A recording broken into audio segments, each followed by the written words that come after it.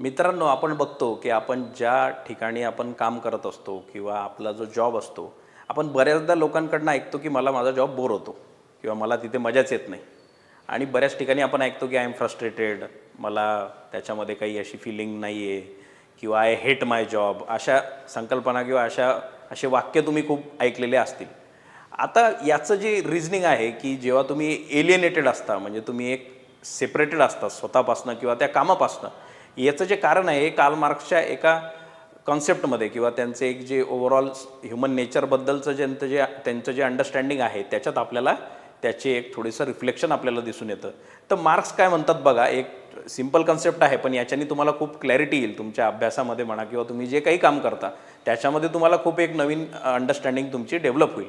तर हा टॉपिक काय आहे म्हणजे किंवा त्यांचं मार्क्सचं अंडरस्टँडिंग काय आहे, मार्क्स काय म्हणतात की ह्युमन नेचर जे आहे किंवा आपला जो लेबर आहे, लेबर म्हणजे तो लेबर नाही, ते जे सामान उचलतो वगैरे तो लेबर नाही, लेबर म्हणजे आपण जे प्रोड्यूस करतो किंवा आपली जी कॅपॅसिटी आहे, क्रिएटिव्ह कॅपॅसिटी आहे, त्याला लेबर म्हणतो. तर आपलं जे ह्युमन्स जे आहेत आपण वेगळे आहोत, ॲनिमल्सपासून आपण वेगळे आहोत ना. तर आपल्यामध्ये काहीतरी असं विशेष आहे, तर आपलं लेबर जे आहे ना ते आपलं क्रिएटिव्ह एक्सप्रेशन आहे ना. आपण सर्जनशील आहोत, क्रिएटिव्ह आहोत. तर आपल्या लेबरमध्ये काय गोष्टी आहेत, ऑब्जेक्टिफिकेशन आहे.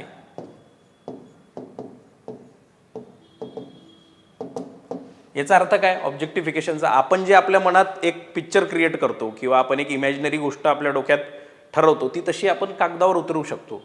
आपण मूर्ती बनवायची असेल तर आपल्या डोक्यात जी आपण एक संकल्पना क्रिएट केलेली आहे मूर्तीची किंवा तिची इमेज क्रिएट केलेली आहे, तर ती आपण इमॅजिनरी सेन्समध्ये ती त्याला एका याच्यावर फॉर्ममध्ये देऊ शकतो, एक रिएलिटीच्या फॉर्ममध्ये त्याला आणू शकतो.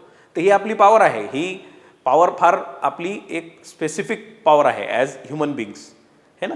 ती ॲनिमल्सला नाही आहे. आणि तुम्ही स्पायडर वगैरे आहे ते वेब वगैरे बनवतात, पण ते बायोलॉजिकली आहेत तसे ते बनवण्यासाठी, ते कॉन्शियसनेसचा भाग नाही आहे त्यांच्या. आपल्या कॉन्शियसनेसमध्ये असं आहे की आपण इमॅजिन करून कुठलीही गोष्ट प्रोड्यूस करू शकतो, तर ती आपली एक शक्ती आहे. दुसरा भाग आहे की आपण कुठल्या तरी नीडला धरून एक पर्पजफुल क्रिएशन आपण करतो. पर्पजफुल क्रिएशन आपण करतो, काहीतरी मेकॅनिकली सहज काहीतरी आपण एक्झिस्ट करत नाही. आपल्या आतमधून ती नीड निर्माण होते की आपण काहीतरी क्रिएट करायला पाहिजे. ठीक आहे. तिसरा भाग त्यामध्ये असा झाला की जे काही आपण क्रिएट करतो ते आपल्याला ट्रान्सफॉर्म करतं, ते आपल्याला ट्रान्सफॉर्म करतं. म्हणजे तुम्ही आता फॉर एक्झाम्पल काहीतरी गाणं वगैरे म्हटलं किंवा तुम्ही पेंटिंग बनवली, तर तुम्हाला हे लक्षात येतं की हे माझं जे आर्ट आहे हे करता करता मला पण माझ्यामध्ये काहीतरी बदल झालेला आहे. ठीक आहे. किंवा पुढच्या वेळेस मी जेव्हा या गोष्टीला परत करेल तेव्हा मी काहीतरी वेगळ्या पद्धतीने करेल.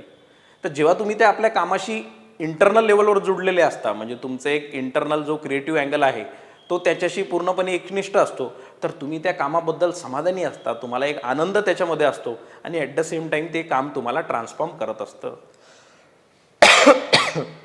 ॲज अ ह्युमन बिंग ते तुम्हाला ट्रान्सफॉर्म करत असतं.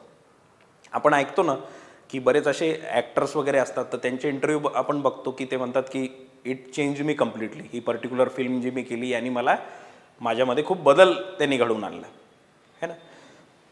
तर आपलं जे काम आहे याला आपण ऑब्जेक्टिफिकेशननी करू शकतो. आपलं एक पर्पजफुल ॲक्टिव्हिटी असते आणि आपण ते स्वतःसुद्धा आपण त्यामध्ये ट्रान्सफॉर्म होतो.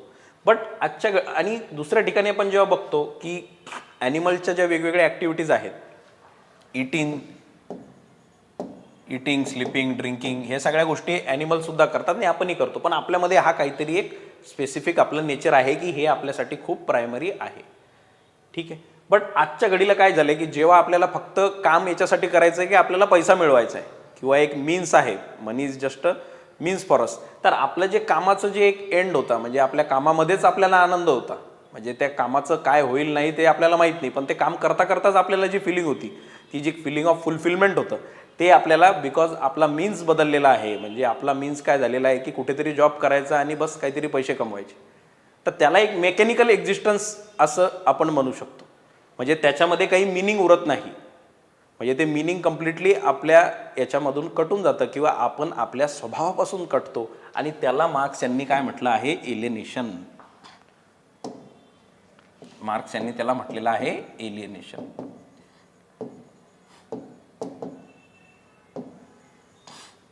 ठीक आहे.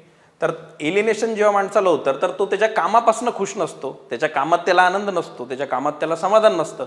तर तो काय करतो, ज्या ॲनिमल ॲक्टिव्हिटीज आहेत, इटिंग, स्लीपिंग, ड्रिंकिंग, ह्या त्याला प्रायमरी वाटायला लागतात. आणि आपण बघतो की लोक आपलं काम सोडून जे कामाव्यतिरिक्त ज्या गोष्टी आहेत त्याच्यामध्ये खूप एन्जॉय करतात. वीकेंड कल्चर, की आय वॉज बर्न आउट आणि हे ते, त्याला त्या कामामध्ये तितकं एनर्जी ती जी लागते, ती जी क्रिएटिव्ह त्याचं जे फुलफिलमेंट झालं पाहिजे ते होत नाही, तर त्याला तिकडे शोधावं लागतं. म्हणजे ॲनिमल ॲक्टिव्हिटीज ज्या आहेत, आपल्या ॲनिमलिस्टिक ॲक्टिव्हिटीज ज्या आहेत त्या फार इम्पॉर्टंट व्हायला लागतात. याचा अर्थ तुम्ही तुमच्या कामापासून तुटलेले आहात, तुमच्या नेचरपासून तुटलेले आहात, and that is alienation. It is separation from your on self. आणि याच्यासाठी कार्ल मार्क्स कॅपिटलिस्ट सोसायटीला त्यांनी कारणीभूत मानलेलं आहे. ठीक आहे.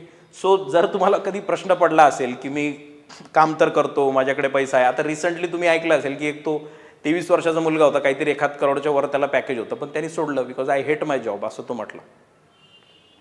So why is he hating his job? Because याच्यामध्ये त्याचं जे क्रिएटिव्ह एक्सप्रेशन आहे किंवा त्याची एक इंडिव्हिज्युअलिझम जे आहे ते कुठेतरी तिथे ते दबल्या जात आहे, सिस्टमिक सेन्समध्ये ते दबल्या जात आहे.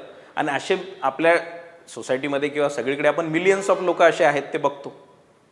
आता तुम्ही आर्ग्यू करू शकता की प्रत्येकाची एक नीड आहे, एक मटेरियलिस्टिक नीड आहे, ती सर्व्हाइव्ह करण्यासाठी प्रत्येकाला ते करावं लागतं. सगळ्या गोष्टी बरोबर आहेत, पण आपण इथे त्या एक जी एलिनेशन आहे, तो जो एक परकेपणा आहे, एक परात्मता जी आहे त्याच्यामध्ये, ती आपण इथे ॲनालाइज करतोय मार्क्सच्या सेन्समध्ये. जर आपल्याला लक्षात आलं की आपल्याला कुठल्या गोष्टींमध्ये आनंद आपला निर्माण होतो, तर त्या गोष्टींपासून आपण वाचू शकतो किंवा त्या गोष्टींपासून आपण थोडंसं अवेअर राहू शकतो की मला या पर्टिक्युलर ॲक्टिव्हिटीमध्ये आनंद आहे, तर मी अशी फील्ड चूज करेल किंवा अशा पर्टिक्युलर जॉबमध्ये असेल जिथे माझ्या ह्या गोष्टींना एक वाव असेल किंवा त्याला एक मला चॅनलाइज करण्याचा मला चान्स मिळेल. ठीक आहे. सो एलिनेशनपासनं एक आजच्या घडीला किंवा मॉडर्न सोसायटीमध्ये आपण बघतो की एलिनेशन हे फार पीकवर आहे. आणि त्याच्यामुळे आपण विविध गोष्टींमध्ये बघतो की लोकांना आपण ज्या पद्धतीने काम करतो किंवा काम हे जे आहे हे आपल्यासाठी खूप सेंट्रल आहे, पण तिथे आपण तितकं एन्जॉय करत नाही, त्याला एक बर्डनसारखं आपण बघतो. ठीक आहे. तर मार्क्सच्या कामामध्ये, म्हणजे कार्ल मार्क्स जे आहेत त्यांच्या कामामध्ये या गोष्टींचा आपल्याला एक ॲनालिसिस इथे भेटतंय आणि ते एलिनेशन या कॉन्सेप्टमध्ये आपण बघून आपल्याला दिसून येतं आहे. ठीक आहे. चालेल. हे सहज आता तुम्ही आपलं याच्यात तुम्ही बघाल, तुम्ही स्वतः जर का काही ड्रॉइंग काढली किंवा तुम्ही लेखन जरी केलं, आता ॲज अन ॲस्पिरंट म्हणजे UPSC MPSCचे जर तुम्ही ॲस्पिरंट असाल तर तुम्ही नॉर्मली काय बघता, फक्तच तुम्ही पानं पलटत राहिले दिवसभर, तुम्ही मेकॅनिकली काहीतरी अभ्यास करत असले, काही निर्मिती तुमची होत नसली त्याच्यामधून, तर तुम्ही बोर व्हायला लागता. तुम्हाला वाटतं मी का करतो हे सगळं प्रिपरेशन.